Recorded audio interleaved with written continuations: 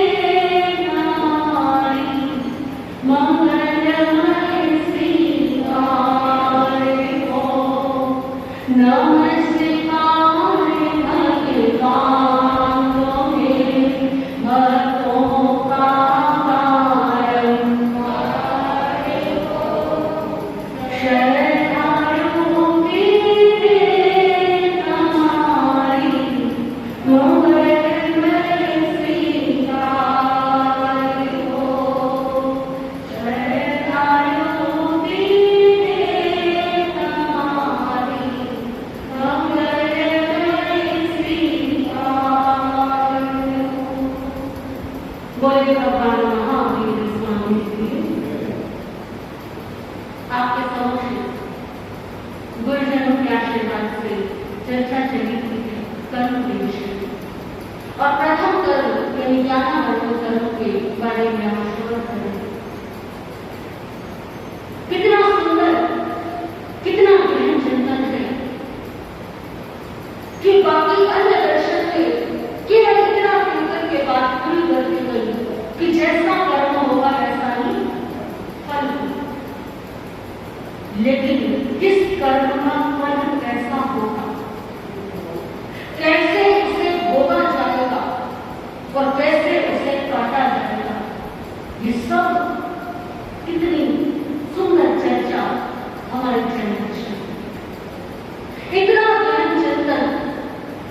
जीवन को सुंदर बनाने का चिंतन, आत्मा को हल्का करने का चिंतन कितना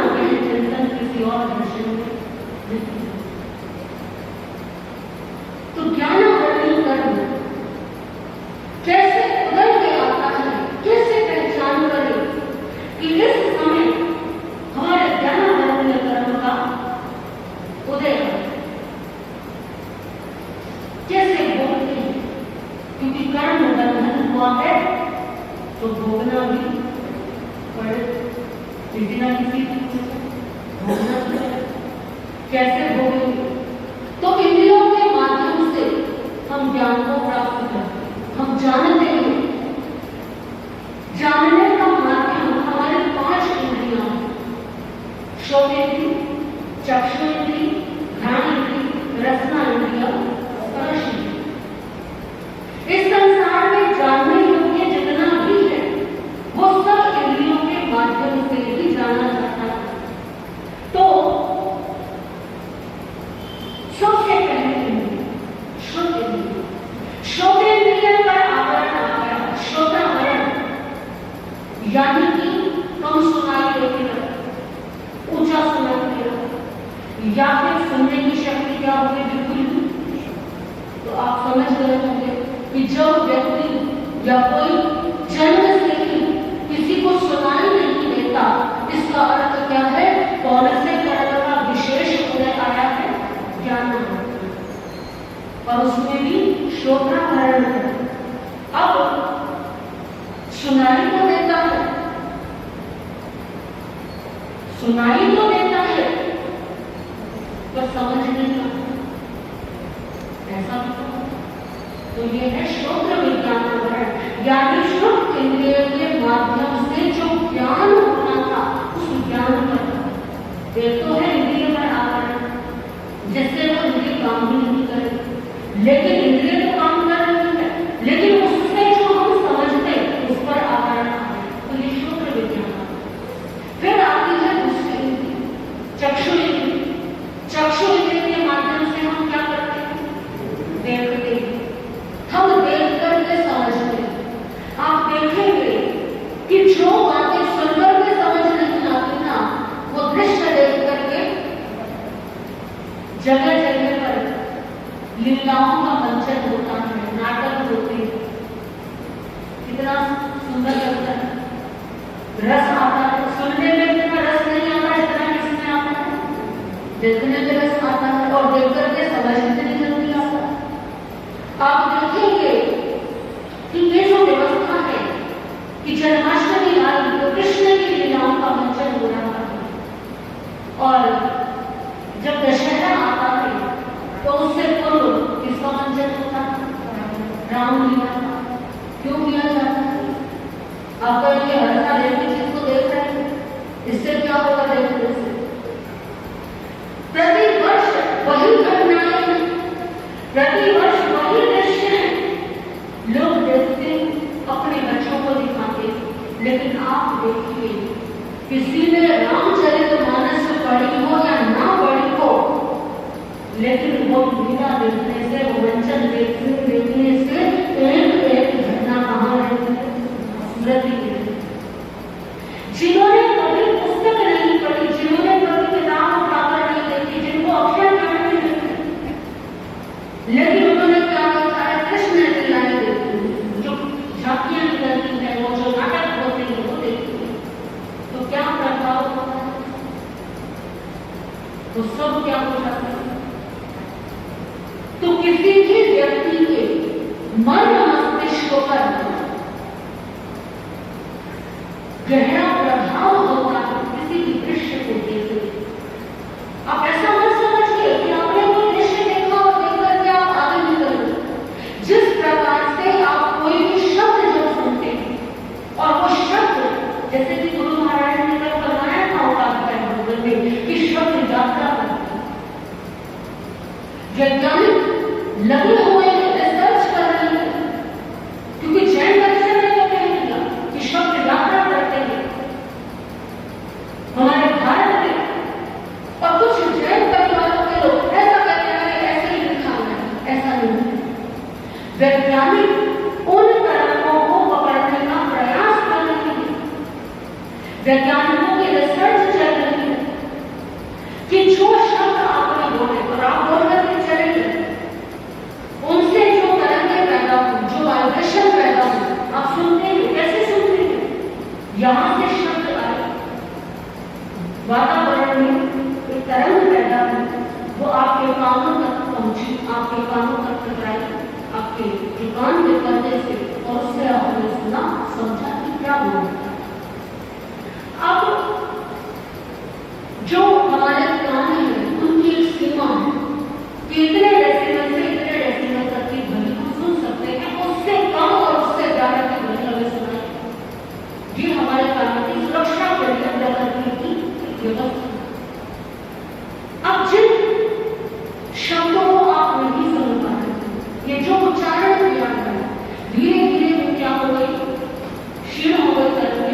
लेकिन वो कभी विलुप्त नहीं होती, वो समाप्त नहीं होती। वैज्ञानिक रिसर्च कर रहे हैं, आने वाले समय में ऐसा हो सकता है कि अभी किसी व्यक्ति ने कोई बात बोल करके वो चला गया, आपको लगता है बात नहीं खत्म हो गई, वो खत्म नहीं। कुछ समय के पश्चात में हो सकता है ऐसा आविष्कार हो, ऐसे उपकरण आ जाए कि किसी व्यक्ति ने जो बात पहले बोली हो उसको रिकॉर्ड किया जा सके, उसको पकड़ा जा सके, और ऐसा हो सकता है। तो जो हम सुनते हैं, जो हम देखते हैं, ऐसा नहीं कि बस देखा सुना और समाप्त हो गए। हमारे अवचेतन मन पर उसका कितना गहरा प्रभाव होता है, आपकी कल्पना से। आपने वो शुद्ध सुना, उसका प्रभाव आपके अवचेतन मन पर पड़ा। आप भूल गए, लेकिन आपका अवचेतन मन उसको नहीं भूले। जितने भी हम स्वप्न देखते हैं, जितने भी हम घटनाएं देखते हैं, कभी कभी ऐसा लगता है ना कि पहले हमने कभी देखा, वो आपने नहीं देखा, वो आपके अवचेतन मन ने देखा। जो अवचेतन मन में है, कोई भी भय है, कोई भी बात है, कोई भी दृश्य है, वो स्टोर हो गया है। जैसे आपके फोन पे स्टोर हो जाता है ना सब कुछ। अगर आपको याद नहीं रहा, इसका मतलब ये नहीं है कि आपके फोन में वो ऐसा नहीं। तो प्रत्येक दृश्य जो हम देखते हैं उसका एक प्रभाव है, लेकिन देखकर के बहुत जल्दी समझ में आता है।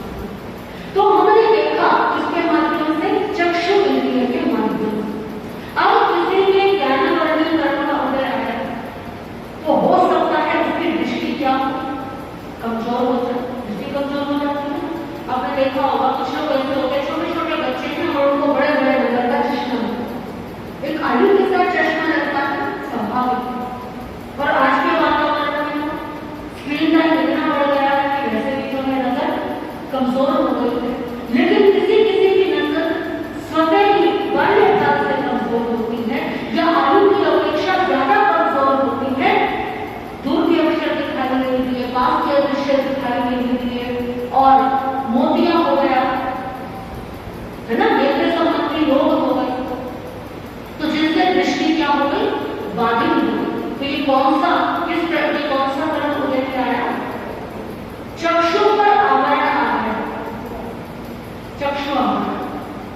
अब दृश्य तो देख लिया, लेकिन कोई दृश्य देखकर के क्या नहीं होता, समझ नहीं। घटना घटित हो रही, हम देख रहे थे, रंग दिखाई दे रहे थे, लेकिन समझ कई बार किसी को जो है दृश्य देखता है, एक व्यक्ति को रंग दिख रहा है बिल्कुल ही, और दूसरे को कुछ और दिखाई देता। कुछ लोगों को गलत करने से रंग दिखाई नहीं दे, रंगों की पहचान नहीं होती। जो चक्षु इंद्रिय के माध्यम से जो ज्ञान हो रहा है, उस पर जब आवरण आ गया तो ये भी इसका फल है। चक्षु विज्ञान कि हमारी जो नेत्र के माध्यम से हम देख रहे थे, उस पर क्या हो गया, उस ज्ञान पर आ गया।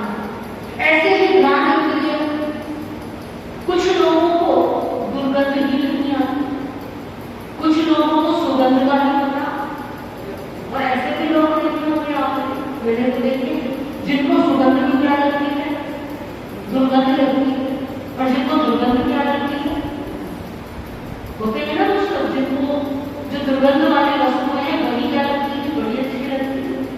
तो किसी को घ्राण इंद्रिय किसी की कमजोर है, यानी पहचान नहीं हो रही कि सुगंध आ रही है, दुर्गंध आ रही है, और घ्राण इंद्रिय से होने वाला ज्ञान जो है उस पर आवरण।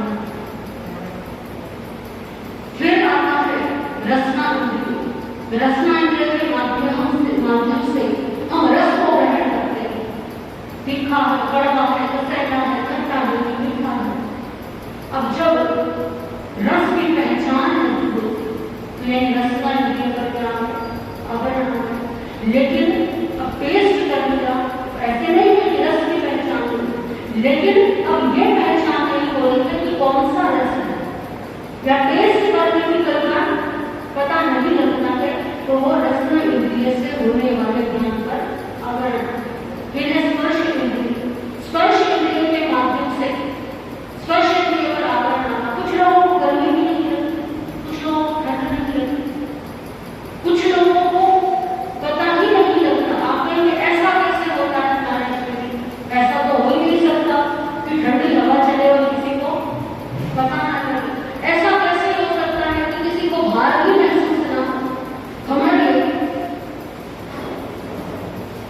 बड़ा सुंदर एक उदाहरण आता है, आपने सुना है नाम कालिया बसाई, काल सॉफ्टवेयर बसाई। कहते हैं, आपने वो कथा तो सुनी ही है कि उसका नियम था कि प्रतिदिन क्या करना है, 500 भैंसों की हिंसा, और उसने अपने उस नियम को पूरा पालन भी किया। अनेकों वर्णन आते हैं कालिया बसाई और उसके पुत्र सूरज का वर्णन आता है। तो कालिया बसाई का पुत्र क्या, उससे बिल्कुल भी नहीं। कालिया बसाई यदि जीवों की हिंसा बंद कर दे एक दिन के लिए भी, तो राजा शेष के नरक के बंधन क्या हो जाए, टूट जाए। ये सब आपने सुना होगा। अब कालिया बसाई के जब जीवन का अंतिम समय आया तो क्या हुआ, कालिया बसाई को शरीर में असह्य वेदना पूरे जीवन भर से हिंसा में व्यतीत किया, अवसर भी मिला, परंतु उसने हिंसा का त्याग नहीं किया। असह्य वेदना, असह्य भूख, असह्य प्यास, बड़ी भूख लगी, बड़ी प्यास है। तो पुत्र सुयस्त्र था जो अभय कुमार का मित्र था, अभय कुमार ने मित्रता कर दी सुयस्त्र, सुयस्त्र धर्म के मार्ग पर चला गया। अब क्या हुआ, अब जब किसी की माता पिता का ऐसा समय आता है जब वो अस्वस्थ हो गया, अंतिम क्षणों में हो, तो प्रत्येक संतान की क्या भावना होती है कि हम इनकी जितनी सेवा हो सके। तो कालिया बसाई ने अपने पुत्र से कहा, बड़ी जोर की प्यास लगी, पानी लेकर आओ। तो सुलभ मधु शीतल जल, घड़े का ठंडा ठंडा जल जो है वो लेकर के आया और अपने पिता को, जैसे ही पिता ने लगाया होठों से, अरे ये इतना दुर्गंधमय जल, ये इतना बदबूदार जल, उठा के फेंक दिया। जल कैसे कहते हो तुम? हालांकि जल कैसा है, स्वच्छ है, शीतल है, लेकिन कर्मों का ऐसा होने आया कि वो स्वच्छ जल, शीतल जल, वो कैसा लग रहा है, उसको दुर्गंधमय लग रहा है, उष्ण लग रहा है। कुछ खाने को लेकर आओ, खाने को लेकर बढ़िया खाना, काम बताओ बढ़िया।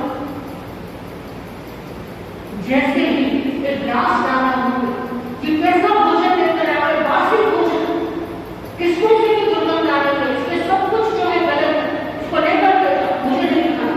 एक काम करो, थोड़ी देर के लिए मुझे तो बुलाया। ध्यान रखते हैं ना कि रोगी व्यक्ति को बिल्कुल भी वेदना ना हो। तो सुलभ ने पुत्र ने एक बुलाया उसे, मुखमय की शैया पर जो है पिता को लेटा। जैसे ही लेटाया, अरे तू बेटा है कि वो मेरा दुश्मन है,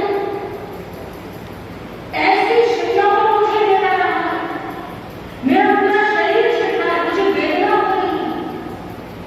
और देखिए, जब कर्मों का उदय आता है, अशुभ कर्म का उदय आया, तो जितनी भी इंद्रियां हैं वो कैसा काम कर रही है, सब विपरीत काम। सुगंध की जगह क्या आ रही है, दुर्गंध आ रही है। मुलायम स्तर कैसा लग रहा है, स्पर्श के काम नहीं कर रही, कठोर लग रहा है।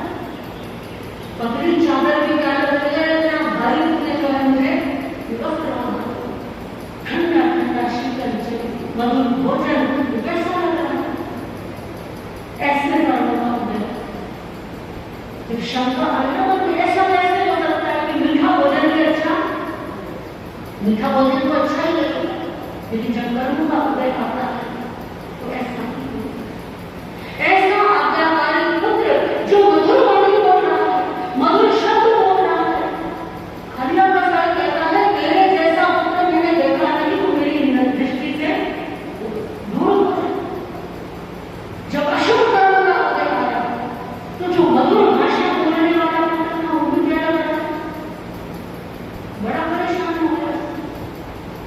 सेवा करूं तो कैसे करूं? मैं तो अपनी तरफ से अच्छा ही कर रहा हूं, तो कार्य का कैसे कर दूंगा? तो ऐसे जो है ज्ञानावरणीय कर्म का उदय जब आता है, तो जो इंद्रियां होती है वो इंद्रियां ठीक से काम नहीं करती। इंद्रियों द्वारा जो ज्ञान होता है, जो पहचान होती है, वो क्या हो जाती है? या तो समाप्त हो जाती है या विपरीत हो जाती है। कार्य